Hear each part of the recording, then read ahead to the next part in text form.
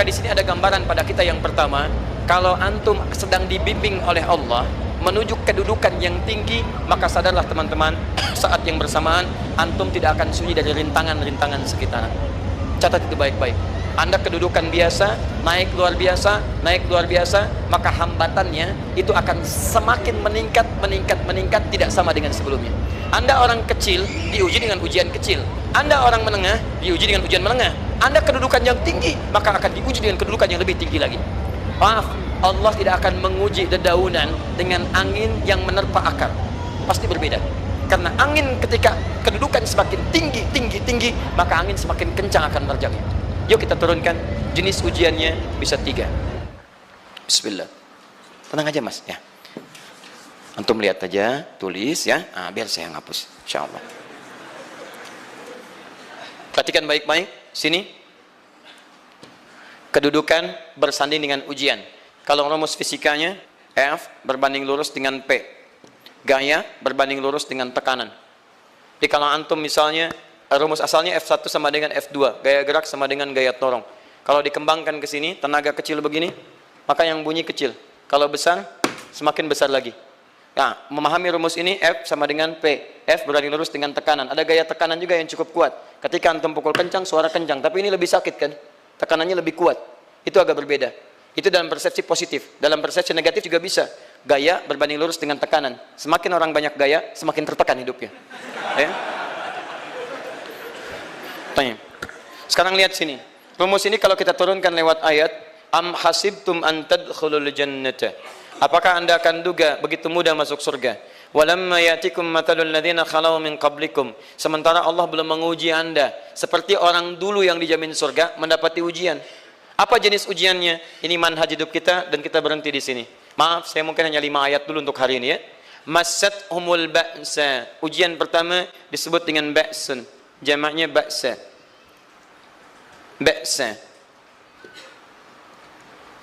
Ini masih ringan. Misal, jarang ke masjid, sekarang mulai ke masjid. Begitu antum ke masjid, Allah kasih ujian. Sesuai dengan kadar niat antum. Kasih ujian gerimis. Ke masjid gak? Itu ba'sun. Begitu antum ke masjid, orang Arab katakan, nazil matar. Turun hujan. La ba's, la ba'sa, la ba'sa. Gak ada masalah. La ba'sa. Tidak ada masalah. Serap ke dalam bahasa Indonesia, lewat. Labas. Labas, lewat. Ringan. Berarti, kalau antum diuji dengan yang ringan, maka antum kadarnya masih ringan, akan dinaikkan kepada yang menengah. Akan yang menengah. Hati-hati betul. Kalau antum belum lulus yang di sini, maka antum akan terus sampai di sini, sampai lulus di sini. Sampai lulus. Antum mau berangkat ke masjid, gerimis bisa. Tiba-tiba nggak jadi di rumah. Istri antum mengatakan, Pak kok nggak ke masjid? Hujan mah, kan cuman gerimis. Takut teriak, Masya Allah. Padahal antum misalnya belum kuat untuk berangkat. Maka antum akan terus diuji di sini. Lihat rumusnya, Quran surah kedua ayat 286. La yukallifullahu nafsan illa, Allah tidak akan pernah menguji seorang hamba di luar kadar kemampuannya. Jadi kalau antum masih ujian yang ringan, antum diberikan yang ringan. Antum naik menengah, diberikan yang menengah. Antum naik lagi level tinggi, diberikan ujian yang berat. Menengahnya disebut dengan darrun. Waddarra, dari ba'sun jadi darrun. Jamaknya darra. Sudah menyakiti fisik. Kena fisik. Sudah melukai. Hujannya makin deras. Ya. Kalau dalam kehidupan, yang ini mungkin celaan biasa. Duh, sudah berubah ya. Masya Allah. Sekarang jilbabnya sudah panjang. Masya Allah. Duh, semakin panjang ya. Yang ingin Batman ya. Masya Allah. Udah banyak. Begitu sudah mulai pakai cadar, ninja. Oh, Masya Allah. Dorong, sudah nggak enak ke fisik. Dorong. Lihat rumusnya ya. Lihat rumusnya baik-baik. Ini lebih menenangkan pada jiwa. Ketika anda dalam level-level seperti ini artinya Allah sedang menaikkan iman anda dalam level yang lebih tinggi lagi. Jadi ketika ada celaan menghunjam dalam lisan seseorang, sudah mulai menyakiti, itu sebetulnya pengakuan dari Allah lewat lisan orang itu bahwa anda sedang diangkat keimanan pada tingkat yang lebih tinggi. Ada yang mengatakan, kamu kenapa sih pakai jilbab begitu? Yang biasa aja kali. Mah, yang iman biasa sudah banyak. Saya ingin menampilkan keimanan yang luar biasa. Supaya dengan iman itu saya lebih mendoakan mama. Saya menampakkan amalan-amalan, mudah-mudahan pahalanya bisa buat mama. Masuk dengan bahasa yang baik. Masya Allah. Jadi kalau antum bisa melawan hal-hal demikian dengan bahasa yang indah, itu nyaman kepada jiwa. Kadang-kadang ada kalimat-kalimat yang tidak perlu pakai dalil, teman-teman sekalian. Kembalikan ke terakhir, wazulzilu zilzal. Zulzilu zilzal. Gempa, goyang. Dia ada ujian yang bisa menggoyangkan diri kita, membuat gempa hati kita. Antum sudah nggak kuat, kadang-kadang jalan sempoyongan, padahal nggak ada gempa di luar, cuman hati kita kayak kena goncangan. Diserang sana, serang sini, gak bisa tidur, gak bisa makan, tawarin ini susah, itu susah. Wazulzilu. Bahkan hatta yaqula Rasulullah walladzina amanu ma'ahu mata nasrullah. Sampai-sampai Rasul SAW, bahkan orang-orang beriman, bahkan yang setelahnya bisa mengatakan, kapan ini berakhir? Akan tiba masa Anda mengalami satu situasi sampai Anda mengatakan, kapan berakhirnya yang seperti ini? Serang, serang, serang. Perhatikan, jika Anda berada pada level ini, saya ucapkan selamat kepada Anda. Karena Anda akan diangkat pada kedudukan yang tertinggi di antara sekian ujian yang ada. Zuzan. Artinya Allah akan naikkan Anda pada derajat yang tinggi. Karena hukum ujian tadi, la yukallifullahu nafsan illa wus'aha. Allah nggak akan menguji seorang hamba di luar batas kemampuannya. Jadi kalau Anda sudah dipandang oleh Allah siap menerima yang ini, maka Anda akan diberikan zuzan. Kalau Anda nggak mampu, Anda hanya akan diberikan darra atau ba'sun. Dimohon maaf kalau di antara jamaah yang hadir saat ini Anda merasa sedang punya masalah yang berat, membuat hati Anda goyah, saya ucapkan pada Anda, dari sekian hamba Allah yang ada di muka bumi, cuman Anda yang diberikan itu. Artinya Allah akan mengangkat derajat Anda. Ayo bahagia. Dan yakinlah, bukan orang lain yang dititipkan, Anda yang diberikan. Allah percaya pada Anda, kenapa Anda tidak yakin? Bukan orang lain. Jadi mustahil Allah memberikan ujian berat kalau Anda nggak sanggup. Karena cuma Anda yang sanggup, Anda yang dikasih. Makanya jangan mengeluh. Jangan katakan, ya Allah, kenapa saya, ya Allah? Why me? Kata Allah, why not? Kamu yang bisa. Yang lain tidak. Dan tanpa harus Anda menuliskan status. Memang cuma saya yang sanggup. Oh, Masya Allah. Gak usah. Sadari. Kalau bukan saya, Allah itu punya sifat adil. Gak mungkin menukar sesuatu di luar kadarnya. Antum tahu cicak? Halo? Jangan katakan wallahu alam, cicak. Cicak, baik. Bagaimana aktivitasnya? Merayap. Di mana? Dinding. Apa makanannya? Nyamuk. Nyamuk bagaimana aktivitasnya? Terbang. Pertanyaan saya, di mana keadilan Allah menjadikan makhluk yang merayap makanannya terbang? Kalau nyamuk masuk kategori pertama tadi, pintar dan tahu dirinya pintar, jadi mainan cicak. Cicak, ayo tangkap. Cicaknya cuma merayap, dianya terbang. Beruntungnya nggak ada nyamuk yang jenius. Tapi yang paling hebat, perhatikan bagaimana lisan orang tua kita menanamkan kalimat-kalimat untuk menanamkan tauhidullah subhanahu wa ta'ala. Cicak-cicak diam-diam merayap. Perhatikan, yang Allah tuntut pada cicak, merayap kamu. Walaupun cuma diam-diam. Lihat baik-baik, diam-diam merayap. Datang seekor, Masya Allah, ketika dia merayap, nyamuk datang. Lihat, bukan cicak mendatangi nyamuk, tapi nyamuk mendatangi cicak. Kalau cicak tidak merayap, mustahil nyamuknya datang. Allah hanya tunjukkan, kamu merayap ya, nyamuk datang. Sekalipun dia merayap, cuman diam-diam, nyamuknya datang. Jadi hukum Allah itu kalau dipatuhi, nikmat kehidupan. Cicak gak merayap, nyamuk gak datang. Cicak merayap, nyamuk datang. Datang seekor nyamuk. Setelah itu, silahkan. Jadi kalau kita teman-teman ikuti hukum Allah, mau berat, alhamdulillah, mau ringan, alhamdulillah, ya mau sedang, alhamdulillah. Begitu diangkat, artinya ada pengakuan dari Allah, iman kita akan diangkat. Cuman bahasa Nabi Ya'qub alaihissalam kepada Yusuf alaihissalam, mesti ada persiapan dalam mengatasi itu semua. Tidak cukup hanya mendiamkan saja. Maka kata Nabi Ya'qub, jangan kisahkan dulu, bikin dulu pemetaan-pemetaan untuk mudah mengatasi itu semua. Ini poin. Anda harus punya rencana.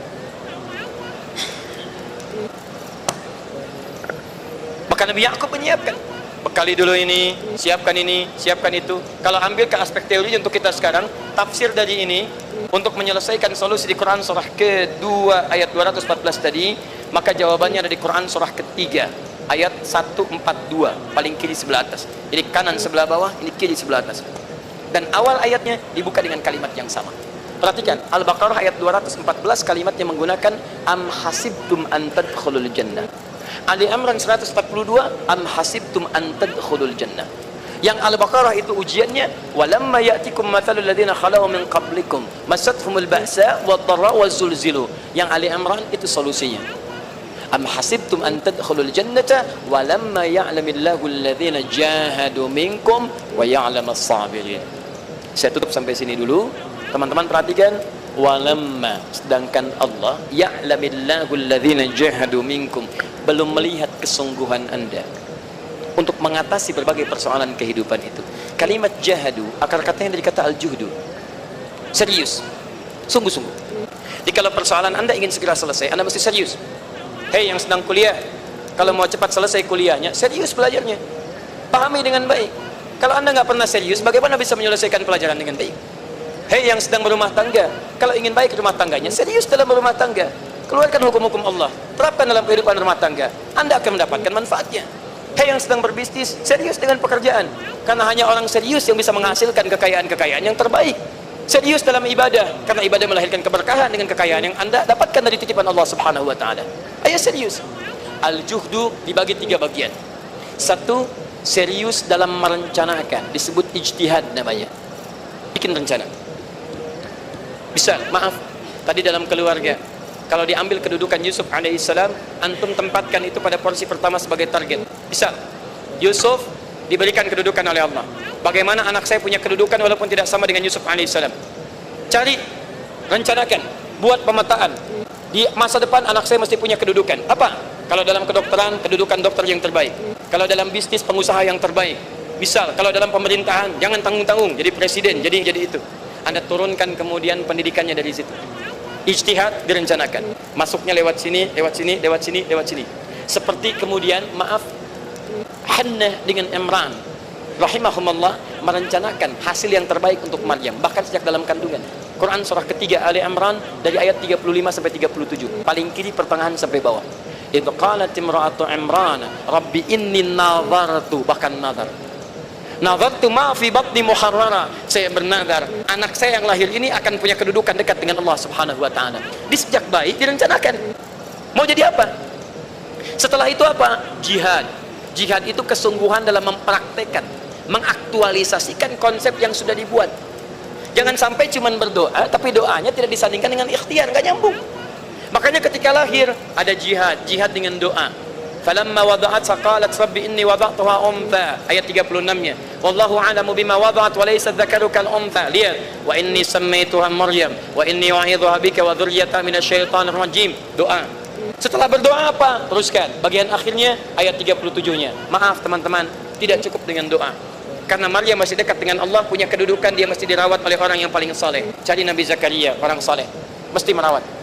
Tempatnya masih netral dari keburukan, bikin mihrab. Jadi tempat dibuatkan, orang soleh merawat, doa dipanjatkan, doa berbanding lurus dengan ikhtiar. Apa yang terjadi? Ayat 37-nya. Fataqabbalaha rabbuha biqabulin hasanin wa ambataha nabatan hasanan. Maka Allah Subhanahu wa taala menerima usaha orang tua ini. Doanya diterima, ikhtiarnya diterima. Jadi kalau antum mengambil ayat tadi, diterapkan dalam kehidupan, rencanakan teman-teman sekalian. Anak mau sekolah di mana? Mau jadi apa? Turunkan ke bawahnya. Oh, dia mau jadi dokter yang hafal Quran, turunkan. Pendidikannya di sini sampai paling kecilnya. Siapa gurunya yang dekat dengan Allah? Sekolahnya yang menjauhkan dari hal-hal keburukan. Sampai satpamnya soleh, security-nya soleh, koperasinya orang-orang soleh, gurunya orang-orang soleh. Hadirkan. Kalau ikhtiarnya sudah nyambung dengan doa, maka fataqabbalallah. Taqabbalaha rabbuha. Diterima Maryam, antum diterima. Di kadang-kadang yang nggak nyambung nih begini, doanya nggak nyambung dengan ikhtiar, itu masalahnya. Ya Allah, mohon ya Rabb, jadikan anak saya rajin sholat, hafal Al-Quran, tapi ditempatkan di sekolah yang tidak pernah mengajarkan sholat, nggak nyambung. Ditempatkan di tempat yang tidak pernah mengajarkan Quran, tidak nyambung. Nggak ada kesamaan di situ.